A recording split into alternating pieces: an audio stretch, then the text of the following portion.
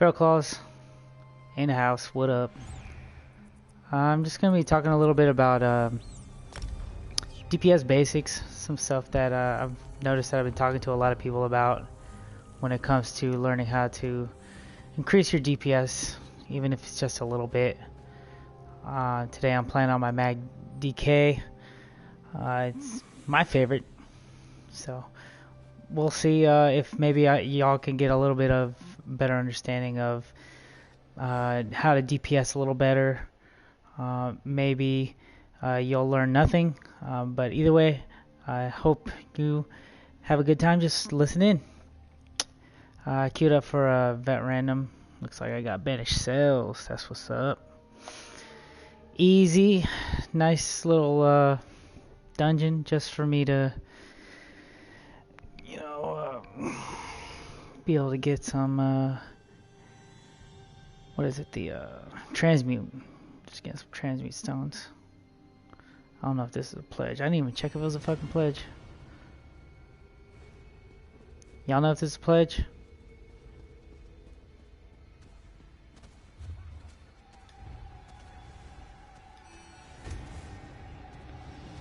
No?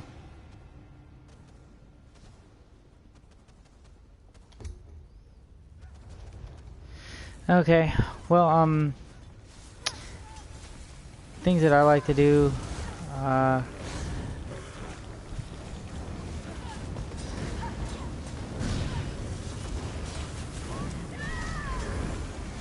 are essentially, just apply your dots. After applying your dots, you want to make sure that you have some sort of spammable that you can use. That spammable is going to be where your burst damage is going to come from. The dots are going to be what's going to give you that increased damage over time.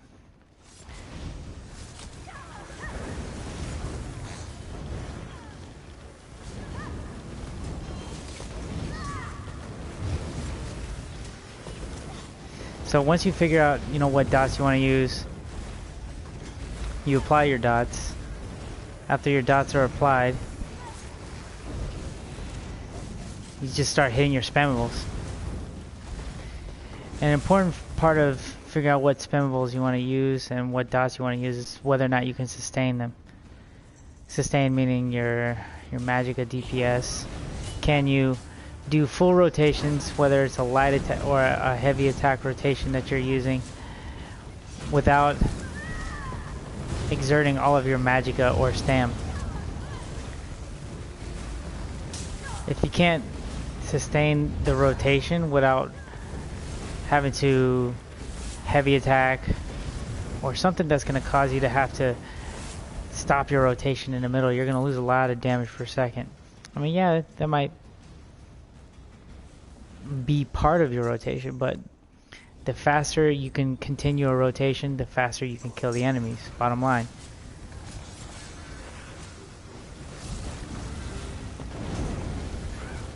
Some certain tips that I took a while to learn were weaving. First of all, weaving, if you're not familiar with it, is where you light attack weave. You cast your spell, then you're immediately gonna cancel out the animation with a light attack.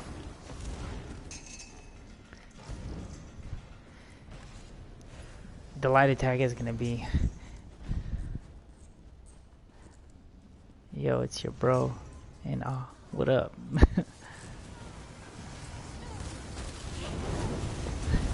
What up, man? Insigner? How's it going, man?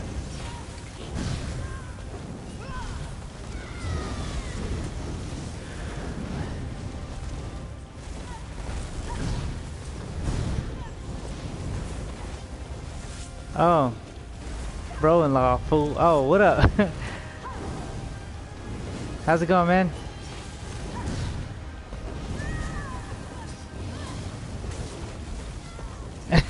Just Manuel, what up?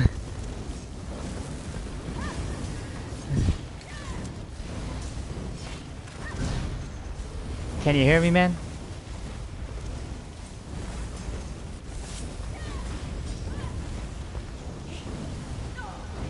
I'm not sure if my mic is on. Oh, good. Okay. Well, I know it's been a while since you played. I'm just talking a little bit about DPS. You know, I know when you stopped playing, you were playing as a Magic Dragon Knight, and that's the character that I'm playing now.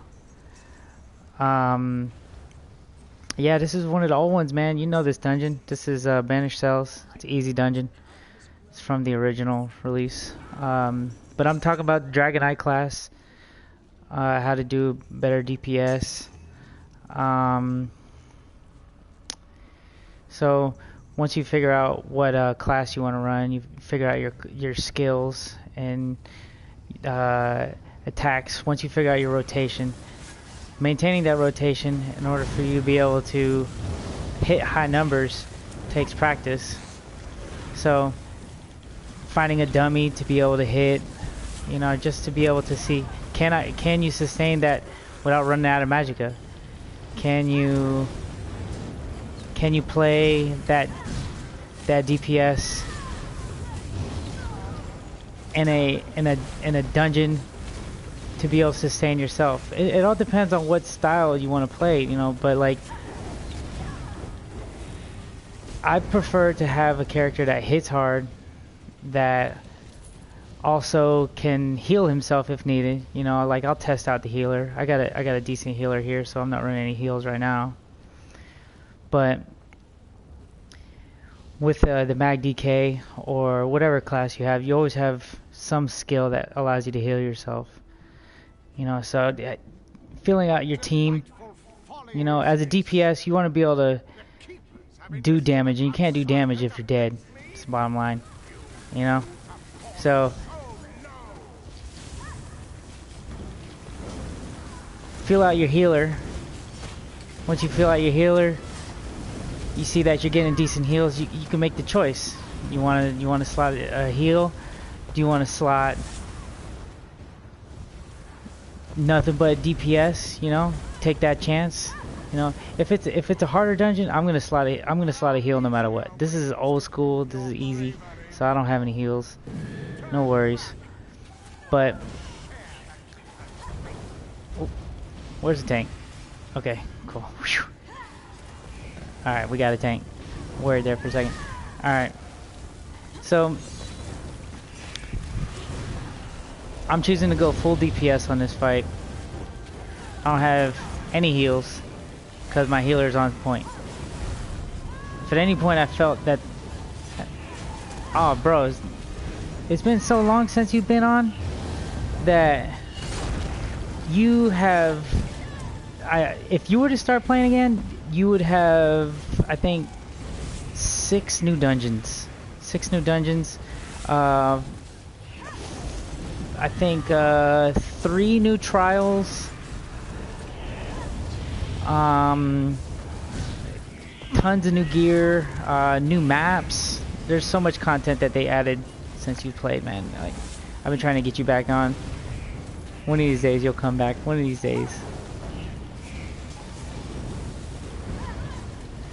But I'm still learning the rotation on this build. But it's only because with the recent update I switched some sets around. See, right there, I ran out of magicka because I wasn't watching my rotation. That's what I was talking about earlier. Like, you have to be able to sustain a heavy attack rotation, or a light attack rotation is what I prefer because it's quicker. You're gonna burn through enemies quicker. But my hands will be way too busy with Final Fantasy VII Remake, dude. Yeah, I know. I got that game. I'm gonna get that game too, man. I'm pretty excited about it. You know me, man. I played Final Fantasy VII. What? I played through it completely at least 6 times. I love that game. I'm gonna be honest with you.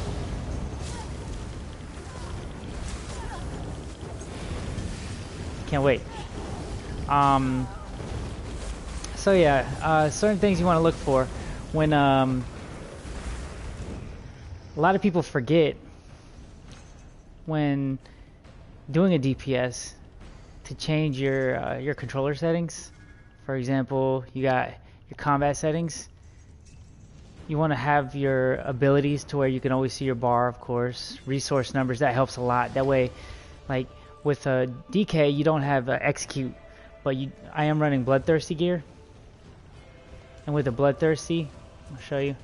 See, bloodthirsty, this is a new trait for people who haven't played in a while, like Insider here. Bloodthirsty, damage against enemies under 25% health by 10%. So when you have your percentages on and you see that your enemies below 25%, oh, owned. When you're below the 25%, you know that you're going to be able to do your rotation a little bit harder. You know that you're going to be doing extra damage. If you're playing a two-hander, you might have executioner on, and you're going to want to watch those numbers. That way you can hit your execute to maximize damage. By hitting your execute during your rotation at that point, you're going to be able to not only maximize damage, but you're going to kill things quicker, so that way you can get through content much easier. Like DPS is everything, man. Like, you can skip a lot of mechanics, a lot of hard mechanics by just having good DPS. Which is why, like, at some point I realized, okay, I need to really learn DPS. I need to really do the most that I can, not just for myself to be able to get through the dungeons, but for the team. Like, this dungeon, honestly, we don't need tanks or healers. If you got 4 DPS that know what they're doing, you can just blow through these types of dungeons so ridiculously fast. So, just wanted to kill that. But another thing that a lot of people forget is to put on the combat text for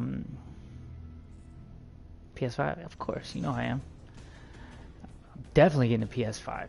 It's not even a question. I bought a gaming computer, by the way. I'm gonna get into gaming PCs now. But having your buffs and debuffs on, that's a big deal. I really want to talk about that because with your buffs and debuffs on, see, I just noticed that I don't have my food on. Dang. Alright, so I got my food going again. Alright. So, at the bottom there, right above my health bar, you can see that I just cast the Flames of Oblivion. 12-second countdown. By having on the buffs and debuffs, you don't have to guess when your buff is going to run out. So that's to prevent overcasting. Overcasting is when you cast a skill before it has expired unnecessarily.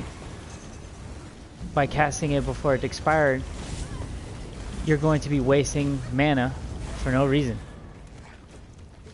That mana is going to affect your resources and it's going to affect your rotation. So go into your settings and put that on, and you'll see your debuffs and your buffs. So you want to have both of them on. The cap is now 810. 810 is the cap. Can I get a heal? Can I get a heal? Can I get it? Oh, thank you. Alright. So, yeah, having your debuffs on. See, you can see all the debuffs that I have going at the top. That way, right now I'm just hitting spam. I still got 3 seconds. 1 second. Boom. Switch back. Put my debuffs back on. Bar swap. Do my spammable. And I just repeat that. Okay, one of my buffs went away. Debuffs are going away. Boom, shit dies fast. I haven't even perfected this rotation yet, but This applies to every single DPS that you have. It doesn't matter what class you choose, what race. Put on your buffs and debuffs and watch them. Rather than watch, I mean, yeah, it's easy to get caught up in the character, watching the animations and watching what you're doing, but we're strictly talking about just how to maximize DPS. Thanks, man. Appreciate that. I still got some work to do. They just came out with the Harrowstorm update, so everything was changed. So I'm having to relearn some new skills right now. I'm relearning a new rotation. This is not the same rotation I've been doing. So this is day number 2 in the new update that I've been playing. Last night was the first time. They gave me the buff for the Magdy case specifically, this Elfbane set. They buffed it, so now I'm running that set instead of Mother Sorrow. It's a little weird, but I really enjoy the sustain that you get. They also made a good. They also reduced the cost of some skills. So yeah, oh, another thing that a lot of people don't put on is the quick cast. I know when I first started playing this game that I didn't put quick cast on. Quick cast is it's in the settings. It doesn't automatically come that way, I'm sorry, it doesn't automatically come on. And I'll show you what quick cast is in a second. Quick cast is what's going to allow you to instantly cast a spell without having to place the circle or the area. So quick cast, where's that? Quick cast. I think it's under gameplay. I think, let me see, quick cast, there it is. So yeah, it's under gameplay, quick cast, ground abilities. So it says toggle whether all ground targeted abilities are cast instantly or if they require a second confirmation with the location indicator displayed. Automatic defaults each ground targeted ability to its own predefined setting. So for example, this skill right here, the Ash, see that circle? With quick cast on, that's a 1 button cast. 1 button. Boom. So when doing a DPS test, or when, you know,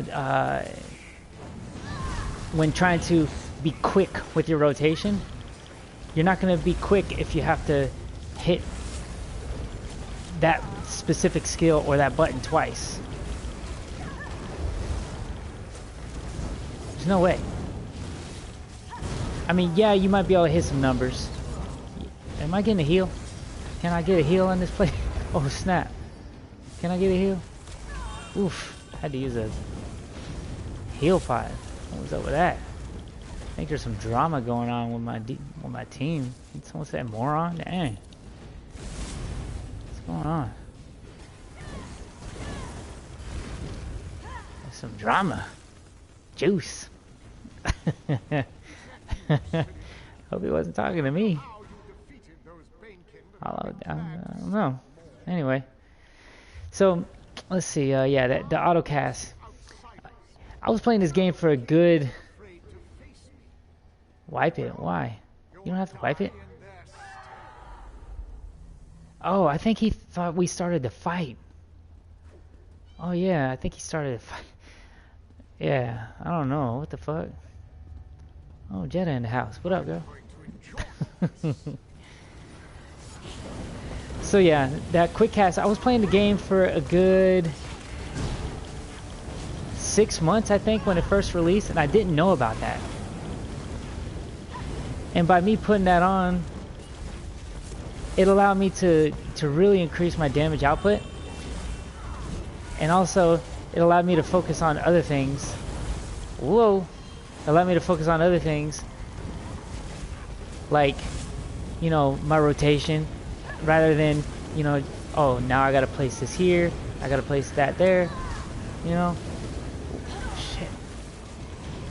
Damn. Oh, come on, dude. I carry these guys. Come on, come on, come on, come on. Come on, come on. Insigner, that's Emmanuel, by the way.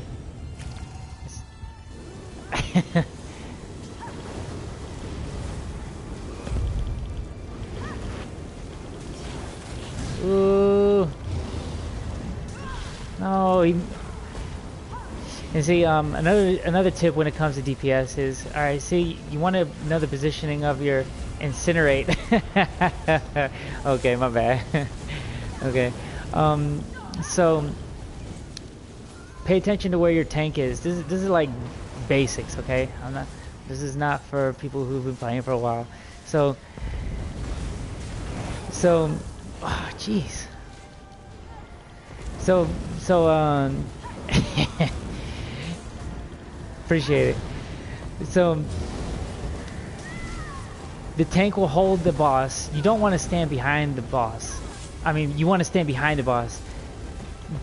Have the boss to your back. Because, you know, you don't know what, if the boss has a cleave attack. You don't know if the boss has, some sort of attack that he'll turn and hit you. So you want to make sure that you have the tank in front of you to position yourself properly. This is a tip that a lot of people who are even experienced people forget.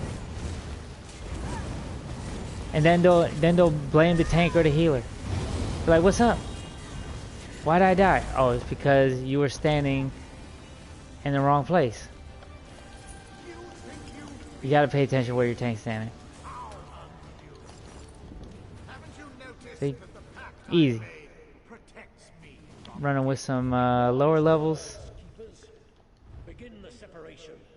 No, they were up there, but felt like I was kind of carrying the team. But at least the tank did his job. Healer was okay. I was getting a little scared there a few times. All right. So that's just a little bit about what I feel that every DPS should consider. A lot of people focus on just, you know, rotation, gear, and they forget about certain settings. You know, these settings can really make a difference in how your game is. If you enjoyed the video, thanks for stopping by. Manuel, Jetta, love you guys. You guys have a good night. See you next time.